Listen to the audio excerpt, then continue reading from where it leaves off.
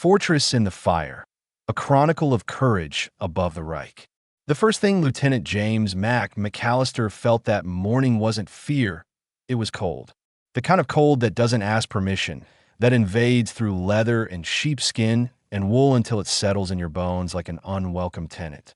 At 25,000 feet above the burning heart of Nazi Germany, the temperature inside Lady Liberty's fuselage hovered at 40 degrees below zero.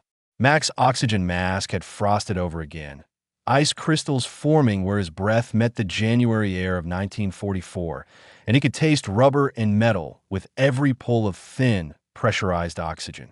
Then came the flak. The first burst appeared as a black smudge against the pale winter sky. Deceptively small, almost polite. Mac had seen enough flak to know better. The explosion followed a heartbeat later. Wham! A concussive fist that shook Lady Liberty like a terrier shaking a rat.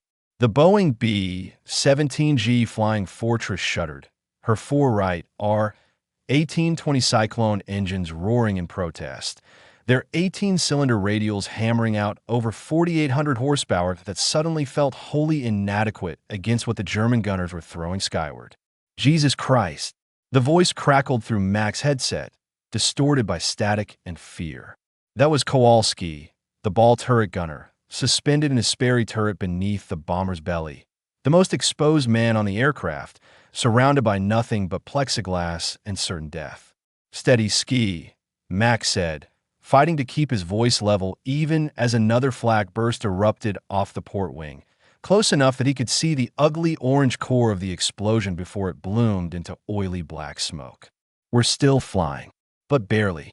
The formation around them, 36 B-17s from the 381st Bomb Group arranged in a combat box, staggered at 1,000-foot intervals to create overlapping fields of defensive fire, was dissolving into chaos.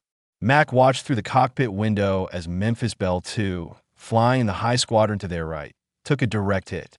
The explosion carved through her number 3 engine, and suddenly the Wright Cyclone was no longer an engine but a torch, streaming fire and black smoke. The propeller windmilled uselessly for 3 seconds before the blades tore free, spinning away into the void like enormous, deadly frisbees. Bandits! Bandits at 2 o'clock high.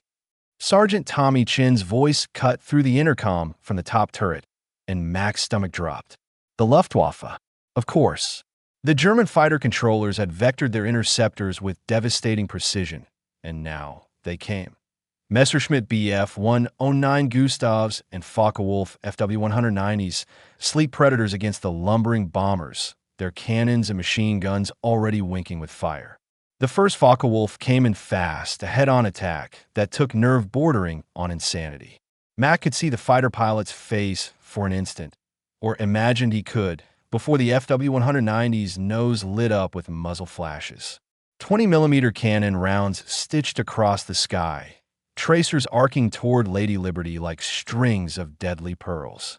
Mac heard the impacts, felt them shudder through the airframe.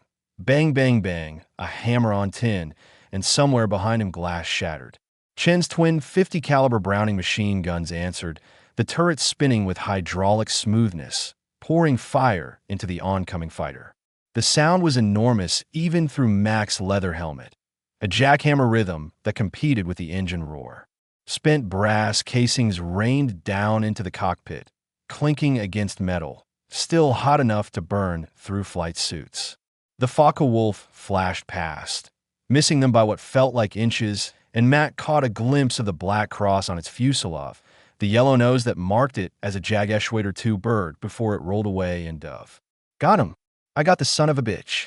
Chen's voice was electric with adrenaline.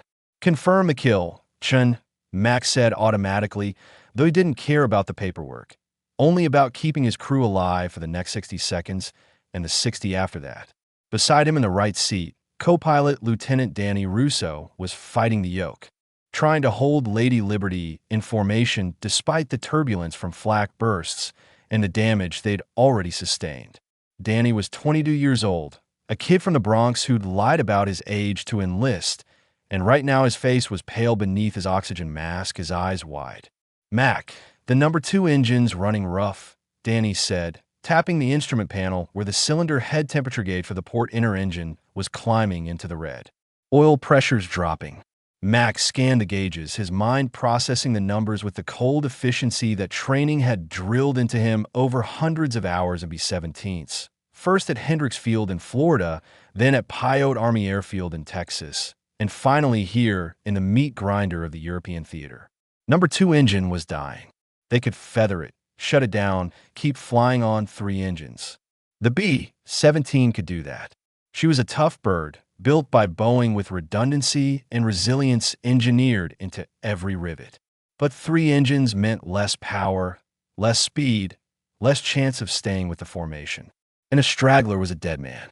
Keep her running as long as you can, Mac decided. We're 15 minutes from the IP, the initial point, the last navigation checkpoint before the bomb run. After that, it would be a straight, steady course to the target, no evasion, no matter what the flak or fighters did to them. The Norden bomb site demanded it, and Major General Jimmy Doolittle's orders demanded it, and the entire strategic daylight bombing campaign of the United States Army Air Forces demanded it. Put the bombs on target. Cripple the Nazi war machine. Win the war. Simple, brutal, necessary. In the nose of the aircraft, Second Lieutenant Peter Sullivan hunched over his Norden bomb site, the bombardier's sanctuary and prison. Through the plexiglass nose cone, Sully could see everything. The German countryside far below, snow-covered fields, and the dark ribbons of roads, and ahead, through the haze and smoke, the target. The IG Farben chemical plant at Ludwigshafen, a sprawling industrial complex that fed the Wehrmacht's appetite for synthetic rubber and fuel. Sully had grown up in Boston, the son of a literature professor, and he'd spent his childhood reading Tennyson and Whitman, not calculating ballistic trajectories. But the Army had made him a bombardier, and now he was responsible for dropping 12 500-pound general-purpose bombs with enough accuracy to hit a factory from 5 miles up. The Norden site was supposedly capable of dropping a bomb into a pickle barrel from 20,000 feet, though Sully had never seen evidence of that particular miracle. What he had seen was smoke and fire and the terrible geometry of destruction. Navigator, bombardier, Sully said into his throat mic, time till IP. Lieutenant Marcus Book, Washington answered from his cramped station behind the cockpit, surrounded by charts and a Mercator plotting board. Book was the oldest man on the crew at 29, a former teacher from Philadelphia with a gift for celestial navigation that bordered on supernatural. He'd kept them on course through cloud banks and over blacked-out cities, navigating by the stars when ground features disappeared. 12 minutes, Sully. Come left 2 degrees when we hit the turn. Roger. The flak intensified. The Germans knew the bomber routes by now, knew the speeds and altitudes, and they concentrated their 88mm guns in a flak belt around every major target. Ludwigshafen was protected by at least 60 guns, and every one of them seemed to be firing. The sky erupted into a garden of black blooms, each one capable of shredding aluminum and flesh with equal efficiency. Lady Liberty bucked and heaved through the barrage. Something hit the tail section with a sound like a sledgehammer on sheet metal, and Staff Sergeant Ray Preacher Thompson's voice came over the intercom for the tailgun position, calm despite the chaos. Tailgunner still here, boys. Took some shrapnel in the vertical stabilizer, but she's holding. Preacher was a farm kid from Kansas who'd wanted to be a minister before the war. He still carried a pocket Bible in his flight suit, and he'd read passages aloud to the crew on long missions, his voice a strange comfort amid the violence. Mac had seen Preacher cry exactly once, after their 6th mission, when Big Beautiful Doll from their squadron went down with all 10 men aboard. The next morning, Preacher was back in the briefing room, ready to fly. Another fighter attack developed, this time from below, a tactic the Luftwaffe pilots used to avoid the B-17's heaviest defensive armament. The Messerschmitt came up fast, cannon hammering, and Kowalski in the ball turret engaged, his twin 50s tracking the 109 through a deflection shot that required instinct more than calculation. Got him smoking, Kowalski shouted. He's breaking off, but the 109's cannon fire had found its mark. Mac heard the impacts in the radio room, felt the bomber shudder, and then the intercom went partially dead. No response from Technical Sergeant Eddie Ramos, the radio operator. Radio, this is pilot. Eddie, you okay back there? Static. Then a groan, and finally Ramos's voice, tight with pain, caught some fragments, Mac. Radio's shot to hell. I'm okay. I think. Can you move? Yeah. Bleeding some, but I can move. Get a first aid kit on it. Waist gunners, check on Ramos. The waist gunners, Sergeant Bill Jersey Marchetti and Corporal Tom Ridley, were stationed at the open waist windows, firing their .50 caliber guns into the swarm of fighters that circled the formation like sharks. The wind roared through those windows at over 200 miles per hour, and the cold was even worse there than in the cockpit. Frostbite was common. So was terror. Jersey's voice came back. He's hit in the shoulder and leg, Mac. Shrapnel.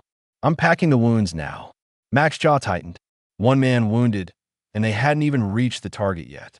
This was the reality of the strategic bombing campaign that had begun in earnest after the Schweinfurt-Regensburg mission in August of 1943, when the 8th Air Force lost 60 B-17s in a single day.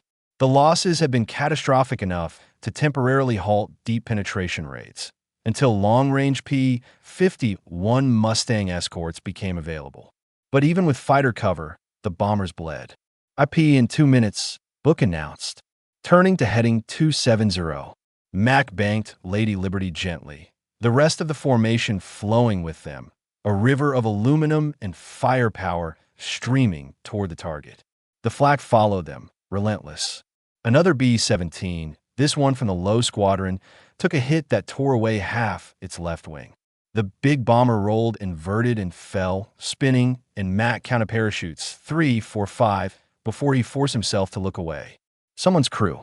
Someone's friends.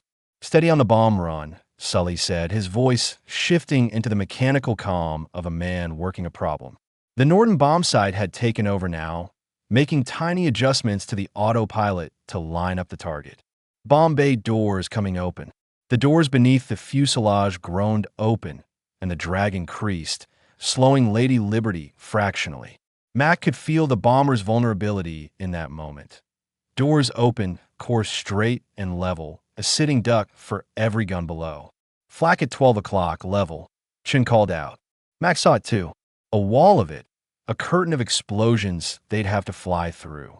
There was no going around, no evasion, just through. The first burst took out number 2 engine completely. One moment it was running rough.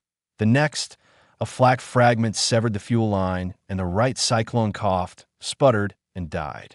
Mac hit the feathering button, watching the propeller blades rotate edge-on to reduce drag, and Danny adjusted the throttles on the remaining 3 engines to compensate. Still with you, Sully, Mac said. Drop when ready. The second stretched. More flak. A fragment punched through the cockpit windscreen, missing Mac's head by 6 inches, and suddenly frigid air screamed into the cockpit at 200 miles per hour. The noise was incredible, the cold immediate and vicious. Bombs away. Sully's voice, sharp with relief. Mac felt the bomber leap upward as 6,000 pounds of high explosive fell free. Arcing down toward the Farben plant. Through the broken windscreen, squinting against the wind, he caught a glimpse of other bomb loads tumbling from the formation, a deadly rain that would, if the Norden sights and the bombardiers and the navigation were all perfect, obliterate the target. Close bomb bay doors. Turning off target. Mac banked left, following the lead bomber, and the formation turned as one, heading for home. Behind them, Ludwigshafen erupted in fire and smoke, secondary explosions rippling through the chemical plant. They'd hit it. Whether it was enough to justify the cost, Mac didn't know. He just knew they had to get home. The Luftwaffe wasn't finished. 2 more attacks came during the egress, and Lady Liberty shook under the impact of cannon fire that tore through the tail section and punched holes in the starboard wing. Preacher kept firing, his twin 50s never silent, and somewhere over the French border, he called out another kill, a Bf-109 that had made the mistake of sitting on their tail too long. By the time they crossed the English Channel, Lady Liberty was barely flying. Number 2 engine feathered, number 4 running so rough it might quit any second, hydraulic fluid streaming from the landing gear system, and Ramos bleeding quietly in the radio room despite Jersey's best efforts with bandages and sulfanilamide powder. Mac brought the bomber down at Ridgewell, their base in Essex, on 2 engines and a prayer. The landing was hard. The hydraulics were gone, so no brakes, and they rolled nearly to the end of the runway before friction and gravity stopped them. When Mac finally cut the engines and the sudden silence flooded in, broken only by the ticking of cooling metal, he realized his hands were shaking. They made it. 7 hours in the air, and they'd made it. The briefing room at Ridgewell had smelled like coffee and cigarettes and fear. That morning, a lifetime ago, though only 10 hours had passed, Mac had walked into the Quonset hut where the mission briefings were held and seen the covered map on the wall. The officers clustered around it with grim faces, and he'd known it would be a rough one. The briefings always started the same way. The intelligence officer pulling back the cloth to reveal the red ribbon stretched from England to the target, and a collective groan or curse from the assembled crews when they saw how deep into Germany they'd be going. Ludwigshafen, deep penetration, heavy flak, expected fighter opposition, severe. Colonel Hayes, the group commander, had given them the strategic picture in his clipped, no-nonsense voice. The combined bomber offensive, the coordinated campaign by the USAF and RAF to destroy Germany's industrial capacity, demanded maximum effort. The 8th Air Force would attack by day, hitting precision targets with the Norden bomb sight. The RAF would attack by night, area bombing to break German morale. Together, they'd bring the Reich to its knees. That was the theory. The reality was that boys like Danny Russo and Eddie Ramos and Tommy Chun were being asked to fly into the teeth of the most concentrated air defenses in history, and some of them wouldn't come back. Mac had watched his crew during the briefing, reading their faces. Danny trying to look confident, failing. Sully making notes on his bombardier's checklist with steady hands. Book already calculating wind corrections and celestial fixes. Preacher with his head bowed, lips moving in silent prayer. Kowalski cracking jokes to hide his nerves. Jersey and Ridley, inseparable, already planning which pub they'd hit if they made it back. Ramos and Chun quiet, focused. They'd flown together for 6 months now, trained together for 3 months before that. They'd sweated through simulated missions in the brutal Texas heat, learned to trust each other's voices on the intercom, learned that survival depended on 10 men functioning as one organism. Mac had never felt closer to anyone, not even his own brother back in Oregon. These men were his family now. After the briefing, they'd gone through the familiar rituals. Breakfast, powdered eggs, and toast that none of them could quite finish. Drawing flight gear from supply. Leather jackets lined with sheepskin, heated suits that rarely worked, oxygen masks that froze. The ride out to the hard stand where Lady Liberty waited, her aluminum skin gleaming in the pre-dawn darkness. Mac always walked around the bomber before flight, touching her, checking control surfaces and tires and engines. It was part superstition, part practical, and entirely necessary for his peace of mind. The B-17G was a beautiful machine in her way. 75 feet long, wingspan over 100 feet, nearly 20 tons of aircraft designed around a single purpose, carrying bombs to the enemy and bringing her crew home. The 4 Wright Cyclones could push her nearly 300 miles per hour in level flight, though cruising speed was closer to 180. She could carry up to 8,000 pounds of bombs, though 6,000 was more common for long-range missions. And she bristled with defensive armament, 13 50 caliber Browning machine guns in the G model, covering almost every angle of attack. The crews called her the Flying Fortress for good reason. But Mac knew the truth. She was tough, but not invincible. He'd seen too many fortresses fall to believe that. Standing beside Lady Liberty that morning, Mac had pulled out the letter from his wife, Sarah. He didn't read it. He'd already memorized every word, but just holding it, touching the paper she'd touched helped.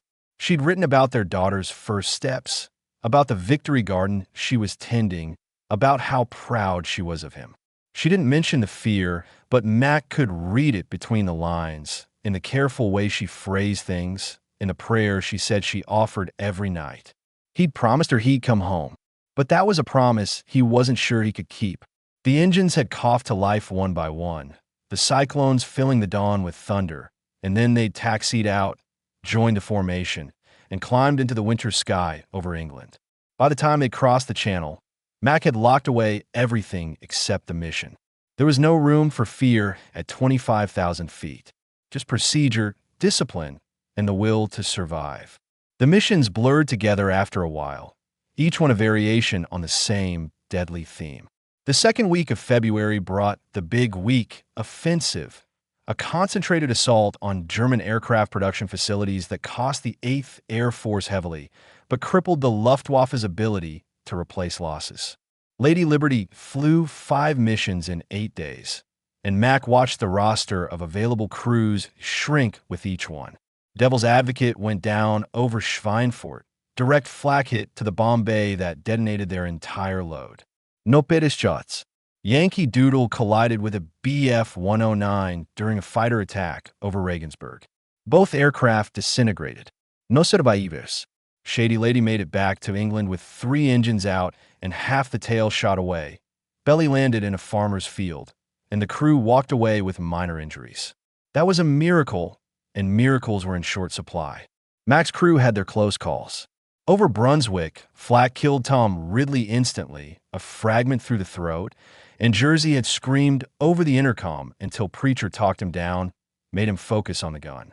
Over Berlin, the mission everyone dreaded most, the Big B, a Focke-Wulf's cannon fire wounded Chun in the leg and jammed the top turret, leaving them vulnerable from above until Book crawled up and manually cranked the turret free, while Chun kept firing one-handed. After Berlin, they had 3 days of stand-down, and Mac spent them at the pub in the village near Ridgewell, drinking bitter English beer and trying not to think. Danny came with him, and Sully, and they sat in the corner and didn't talk about the missions. They talked about baseball, about movies they'd seen, about the girls Danny was riding back in the Bronx. Anything but the war. But the war found them anyway. A telegram came for Preacher. His brother had been killed at Anzio. Preacher didn't cry this time.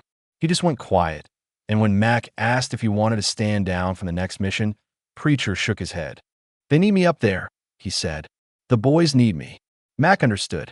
The bomber crews had a phrase for it: tour of duty, 25 missions, and then you could go home. But every mission made the next one harder, the odds worse. Statistical analysis suggested that less than a quarter of crews completed their tour. The math was brutal and unforgiving. Lady Liberty took on a personality during those weeks, became more than just an aircraft. She was their home, their protection, their weapon. Mac knew every sound she made, every vibration that was normal, and every one that meant trouble. He knew that the number 3 engine ran hot and needed watching, that the hydraulic system leaked if pushed too hard, that she tended to drift right in a crosswind. He trusted her absolutely, the way a sailor trusts his ship. The ground crews loved her too. Chief Master Sergeant Tony DeLuca and his team worked through freezing nights to patch holes, replace damaged parts, keep her flying. After the Berlin mission, DeLuca and his crew had counted over 200 flak and bullet holes. They'd worked for 48 hours straight to repair her, and when Mac complimented the work, DeLuca just shrugged. "You bring her back, sir," he'd said. "We'll keep her flying." It was a compact, unspoken but sacred. The air crew and ground crew needed each other, depended on each other, and the respect ran both ways. March brought better weather and worse missions. The strategic targeting had shifted. The 8th Air Force was hitting oil refineries now, choking the Wehrmacht's fuel supply, and the defenses were ferocious. Mac flew his 20th mission, Stuttgart, oil storage, and nearly didn't make it back. A direct flak hit killed both waist gunners, Jersey and the replacement who'd come in after Ridley died. The hydraulics failed completely, and Mac had to crank the landing gear down manually, every turn of the hand crank in agony in his oxygen-starved muscles. When they landed, when he finally climbed out of Lady Liberty and his boots hit English soil, Mac's legs gave out. He sat on the tarmac, head in his hands, and for the first time since flight training, he wondered if he could do this anymore. 20 missions. 5 to go. 5 more trips into hell. Sully found him there, sat down beside him without saying anything. After a while, Sully pulled out a flask, contraband, strictly forbidden, and offered it. Mac took a long pull. Whiskey, harsh and burning. You know what I miss most? Sully said finally. Books. Real books. I'd give anything to sit in a library right now and just read. Something that isn't a technical manual or a target folder. Max smiled despite everything. Shakespeare, Tolstoy, Dostoevsky. The Russians knew about suffering. They sat in silence, watching mechanics swarm over Lady Liberty, already beginning repairs. The bomber looked tired, beaten, her aluminum skin patched and repatched, streaked with oil and hydraulic fluid and smoke residue. But she'd held together. She'd brought them home. 5 more, Max said. 5 more, Sully echoed. The 23rd mission was supposed to be routine. Nothing was routine, of course, but the briefing made it sound almost easy. Synthetic oil plant at Gelsenkirchen, moderate flak expected, fighter cover all the way to the target and back. The Mustangs had changed everything. Their drop tanks gave them the range to escort the bombers deep into Germany, and the Luftwaffe was starting to crack under the pressure. Max should have known better than to trust easy. The mission started badly when Lady Liberty's number 4 engine refused to start. DeLuca and his crew worked frantically while the rest of the formation taxied out, and finally got the Cyclone coughing to life with minutes to spare. They took off last, scrambled to catch up, slotted into the formation just as they crossed the Dutch coast. The flak over the Ruhr Valley was the worst Mac had ever seen, a solid wall of burst that seemed impossible to fly through. But they flew through it anyway because that was the job. Lady Liberty took hits, dozens of them, fragments punching through wings and fuselage. One burst so close that Mac felt the heat through the broken cockpit window. Then, impossibly, the flak stopped. They were over the target, bomb bay, doors open, Sully calling corrections, and the flak just stopped. Mac's first thought was relief. His second thought was terror, because he knew what it meant. The Luftwaffe was coming. They came in waves, Bf-109s and Fw-190s, more fighters than Mac had ever seen in one place. The German controllers had pulled fighters from across the Western Front, assembled a massive strike force, and now they tore into the bomber formation with desperate fury. This was late March 1945. Germany was dying, the Eastern Front collapsing, the Americans across the Rhine, and the Luftwaffe knew this might be their last chance to hurt the 8th Air Force. The fighter attacks were relentless. Chun fired until his guns glowed red, until the barrels warped and he had to cease fire to let them cool. Kowalski in the ball turret shot down 2 109s and damaged a third before his ammunition ran out. Preacher's calm voice narrated the attacks from a tail, calling out positions, firing in controlled bursts that made every round count. But there were too many of them. A Focke-Wulf made a head-on attack that seemed suicidal, and Mac saw the cannon shells walking up the nose of Lady Liberty, saw the plexiglass explode, and then Sully's voice was screaming, and Mac knew. He knew. But he couldn't leave the controls, couldn't do anything except fly. Bombardiers hit. Bombardiers down. Book was already moving, crawling forward into the nose, and his voice came back tight and controlled. He's alive. Took fragments in the chest, an arm. I've got him. Relief and horror mixed in Mac's chest. Sully was alive. But how badly hurt? The Mustangs arrived then, P-51s diving into the fight with guns blazing, and suddenly the Luftwaffe fighters were the hunted instead of the hunters. The sky became a swirling dogfight, tracers everywhere, aircraft twisting and burning. Mac saw a P-51 and an Fw-190 collide, both fighters exploding into debris. He saw a parachute blossom from a crippled B-17, and then another, and counted 6 before the bomber fell away, trailing fire. Lady Liberty took another hit, this one in the number 1 engine. The right Cyclone coughed, belched black smoke, and died. Mac feathered it immediately. 2 engines out now. They could still fly, but they couldn't keep up with the formation. The other bombers were pulling away, their superior speed leaving Lady Liberty behind. A straggler. Mac! Danny's voice was quiet, resigned. We're falling behind. Mac knew. Every instinct screamed at him to push the remaining engines harder, to somehow keep up with the formation, because stragglers died. But if he overboosted the engines, if he pushed them beyond their limits, they might fail completely, and then they wouldn't make it home at all. Maintain cruise power, he decided. We'll make it. Book had bandaged Sully's wounds, pumped him full of morphine, and now Sully was semi-conscious in the nose, mumbling about Tolstoy. Chin's leg wound had reopened from the exertion of firing the top turret, and he was losing blood despite the tourniquet. Kowalski had frostbite in 3 fingers from a shattered plexiglass panel in the ball turret. Preacher was uninjured but exhausted, his voice hoarse from calling targets. They were alone in the sky now, the formation a distant speck ahead, the Mustangs having turned back at the limit of their range.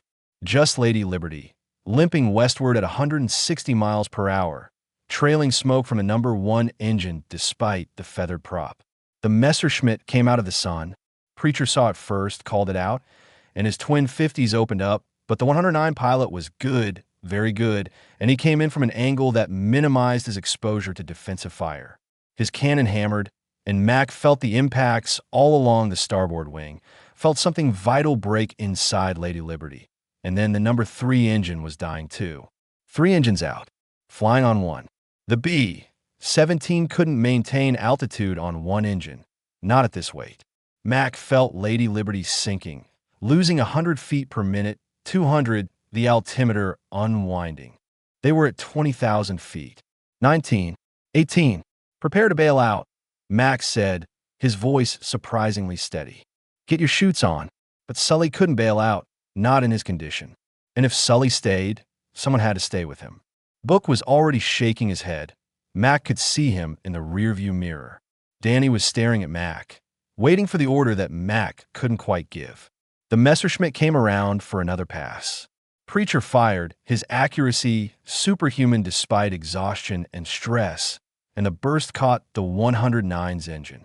Black smoke erupted, and the fighter broke off, trailing fire, and Mac saw the canopy fly off and the pilot eject. Good shooting, Preacher, Mac said. Thank you, sir. Now how about we get home? Mac looked at the gauges. Number 3 engine was still technically running, though barely. If he could restart it properly, nurse it back to life, maybe they could maintain altitude. It was a long shot, but so was everything about this mission. Danny, help me restart number 3. They worked the problem together, Mac and Danny, going through the restart procedure while Lady Liberty continued to sink. 17,000 feet. 16. They were over Belgium now, friendly territory, but a crash landing in Belgium was still a crash landing. The number 3 engine caught, sputtered, caught again. The tachometer climbed, 1,000 RPM, 1,500, 2,000. Mac advanced the throttle carefully, feeling for the point where the engine would deliver power without tearing itself apart. The altimeter stabilized at 15,000 feet. They weren't climbing, but they weren't sinking anymore either. We're flying, Danny said, wonder in his voice. They were flying. On 2 engines with half the crew wounded, with a bomber that was more hull than aircraft, they were flying. Mac pointed Lady Liberty's battered nose toward England and held the course. It took 4 hours to reach the coast, for hours of nursing the dying engines, of listening to Chin's labored breathing and Sully's morphine-addled rambling, of watching the fuel gauges drop toward empty. Book navigated by dead reckoning, using his charts and a compass and pure instinct, because the radio was still dead from the damage weeks ago. They crossed the English Channel at 8,000 feet, the white cliffs of Dover appearing through the haze like a promise. Mac had never seen anything more beautiful. Ridgewell was another 40 minutes, but they'd never make it, not on their remaining fuel. Find us the closest airfield, Book. Biggin Hill, 15 miles northeast. Fighter base, but they'll take us. Mac altered course, and 20 minutes later, Lady Liberty was on final approach to Biggin Hill. No hydraulics meant no flaps, no brakes. Mac brought her in hot and fast, touchdown halfway down the runway, and the bomber rolled and rolled until friction and a fortunate uphill slope stopped her just short of a ditch. The silence when Mac shut down the engines was profound. His hand was shaking again, worse than before. He looked at Danny, and Danny looked back, and they both started laughing, desperate, relieved laughter that bordered on hysteria. They made it. Against every odd, against logic and statistics and the laws of probability, they'd made it. Mission 25 arrived on a cold morning in early April. The war in Europe was ending. Everyone knew it. The Red Army was in Berlin, the Western Allies across the Rhine and driving toward the Elbe. Germany was a corpse, still twitching but already dead. And yet the bombers still flew, still hit targets, still bled. The final mission for Lady Liberty and her crew was a rail yard at Pilsen, Czechoslovakia. Light opposition expected. Milk run, they said. Mac didn't believe it, and he was right not to.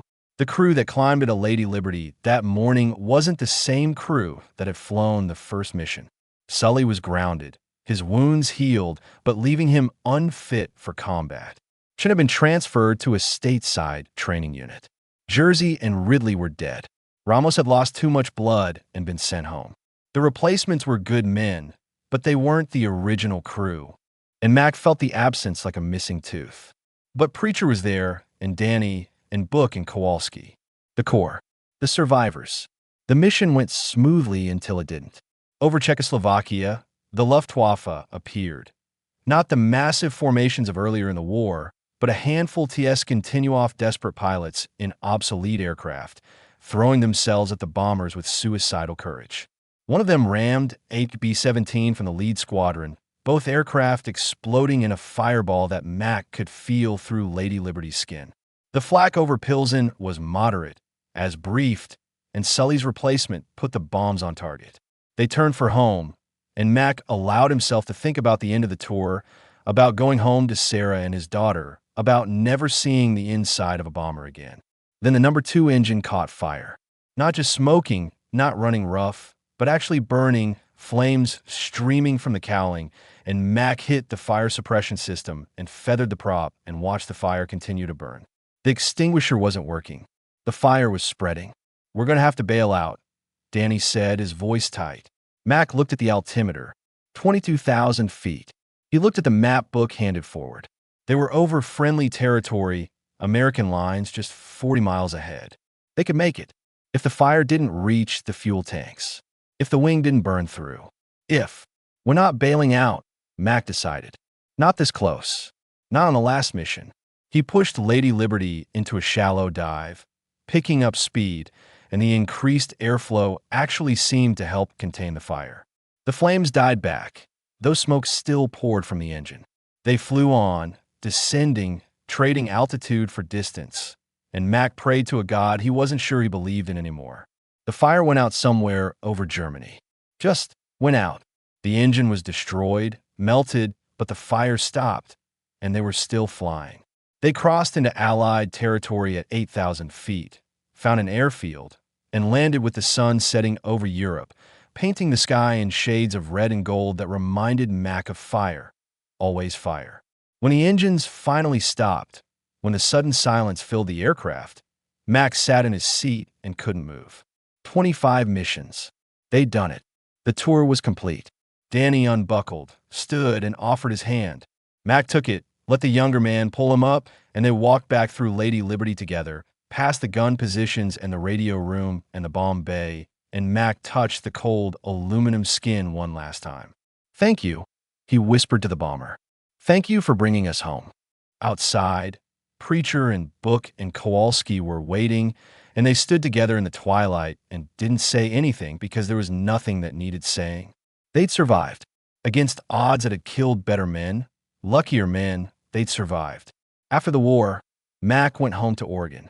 He found work as a crop duster pilot, flying a beat-up Stearman over wheat fields, and the simplicity of it was healing. Sarah never asked him about the missions, and he never told her, but sometimes at night he'd wake up sweating, hearing the flak bursts, hearing Jersey screaming, hearing the engines die one by one. The nightmares faded eventually, but they never completely disappeared. He got a letter from Sully in 1947. Sully had gone back to school, was teaching literature at a small college in Massachusetts. "I'm trying to find the words," Sully wrote. "Trying to understand what we went through, what it meant. Tolstoy helps. Sometimes." Book sent Christmas cards every year, photos of his growing family. He'd become a principal at a high school in Philadelphia, teaching a new generation to navigate by the stars, though he never mentioned which stars. Preacher went to seminary after all, became a minister in a small church in Kansas. Mack visited him once in 1952, and they sat on Preacher's porch and drank lemonade and talked about anything except the war. But at sunset, Preacher said quietly, "I think about them every day. Jersey, Ridley, Ramos, all of them. I pray for them." "Me too," Max said. He never saw Kowalski or Danny again. Kowalski had moved to California, started a business. Danny had gone back to the Bronx, married his sweetheart. They exchanged letters for a few years, then lost touch the way people do. In 1968, Mac's daughter asked him about the war. She was 18, the same age Mac had been when he'd enlisted, and she wanted to understand. So Mac told her about Lady Liberty, about the cold and the fear and the flak, about 10 men who trusted each other absolutely, about the B-17 flying fortress that had carried them through hell and brought them home. Was it worth it? She asked. Mac thought about that for a long time. He thought about the cities they'd bombed, the German civilians who'd died beneath their payloads. He thought about the friends he'd lost, the nightmares that still came. He thought about the cost. But he also thought about Hitler's regime crumbling under the weight of the combined bomber offensive, about the concentration camps that had been liberated, about a world freed from fascism. "Yes," he said finally, "it was worth it." The Boeing B-17 flying fortress became a legend. Of the over 12,700 built, fewer than 50 survive today, most of them in museums where visitors can walk through the cramped fuselage and try to imagine what it was like to fly combat at 25,000 feet. They can see the gun positions and the bomb bay and the pilot's seat, but they can't feel the cold, can't smell the smoke and cordite and fear, can't hear the flak bursts or the engine straining. The men who flew in the fortresses and the women who built them and the ground crews who maintained them won the war in the sky over Europe. The strategic bombing campaign wasn't perfect, wasn't bloodless, but it was necessary. It destroyed the Nazi war machine's ability to fight, crippled its industry, forced the Luftwaffe to defend the homeland instead of supporting ground forces. More than 26,000 American airmen died in the skies over Europe. They died in fire and flak and fighter attacks, died young, died far from home. But they died believing in something larger than themselves, believing that their sacrifice meant something. Lady Liberty never flew again after that last mission to Pilsen. She was too damaged, too tired. The Army Air Forces scrapped her in 1946, melted her down, turned her aluminum skin into peacetime products. But Mac remembered her. Until the day he died, in 1989, he remembered every rivet, every vibration, every sound she made. She'd been more than a machine. She'd been salvation. She'd been home. And when Mac's time finally came, when he lay in a hospital bed with his family around him, his last words were to Danny and Preacher and Book and Kowalski and Sully, the crew that had scattered across America but never truly separated. "We flew through hell," he whispered, "and we came back." They had, and the world was better for it. The B-17 flying fortress remains what she always was, a testament to courage, a symbol of sacrifice, and a reminder that freedom isn't free. She carried a generation into battle and brought enough of them home to build a better world. That's her legacy. That's what she meant. That's what they died for. And it was worth every terrible, beautiful, unforgettable moment.